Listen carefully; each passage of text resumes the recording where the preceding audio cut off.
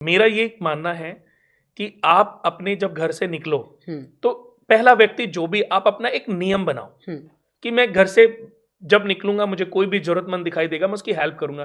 पर हेल्प पैसे जरूरी नहीं है कि आप पैसे, क्योंकि हो सकता है कि वो किसी के पास किसी, जैसे एक हमने ट्रैफिक सिग्नल मूवी देखी थी उसमें मिनिस्टर्स तक को हिस्सा जाता था, गुंडे मवालियों को हिस्सा जाता था।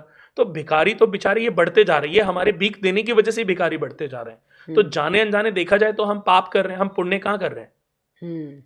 हमने भिखारियों को बढ़ाने के लिए ही तो अपने आप जाने अनजाने पाप कर डाले, क्योंकि ये पैसा किसके पास जा रहा है? इनका भी एक रिसोर्सेज ऑनर है जिसने इनको यहां पे लगाया हुआ है, उसने 10 चौक पे 100 भिखारी रखे हुए हैं, उसकी कमाई। आप ट्रैफिक सिग्नल देखो, आपको मूवी समझ आएगी। और हर व्यक्ति ने जब मूवी देखी होगी तो समझ आया होगा, लेकिन आज फिर हम भूल गए। बिल्कुल।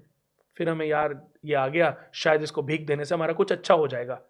आपका विश्वास वीक है, आपका विश्वास अपने ऊपर नहीं है। आप मंदिर में जाओ, भगवान ने ये नहीं बोला कि मुझे 100 रुपए का, कि भगवान मैं 500 रुपए का, आप कुछ मत बोलो।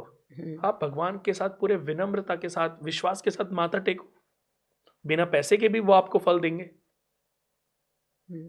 बिना पैसे के भी वो आपको आपकी मनोकामना पूर्ण करने में का आशीर्वाद देंगे। और ऐसे बहुत सारे लोग हैं जो लालच देते हैं, वो कभी बेचारे कुछ नहीं कर पाते, एक लड्डू की दुकान खोल के बैठ जाते हैं बस। तो जरूरी नहीं है कि जो आप सोचते हो वही सही है, वही सच है। तो विचारों पे इंसान को हमेशा कंट्रोल रखना चाहिए, विचारों को भंग नहीं होने देना चाहिए। आपको मैं बता दूं अनु जी कि सबसे पहले जो हमारे, जब इस युग की स्थापना हुई थी, सतयुग, त्रेता युग, द्वापर युग, फिर कलयुग आया। लेकिन सतयुग में जब ब्रह्मा विष्णु महेश ने इस सृष्टि की रचना की थी तो सबसे पहले ऋषियों को उत्पन्न किया। ब्रह्मा जी ने मानस पुत्रों को उत्पन्न किया, यानी कि अपने मस्तिष्क से उत्पन्न, डिसाइडेड कि कैसे बच्चे होने चाहिए। ऐसे उनके आगे जो ऋषि हुए, इन्होंने सबसे पहले मेडिटेशन करके अपने विजय को कंट्रोल, विजय पर, अपने मन पर विजय पाई जी। मन पर विजय पाना, मन को अपने वश में रखना बहुत ज्यादा जरूरी है। मन किसी भी चीज को देख के प्रभावित नहीं होना चाहिए।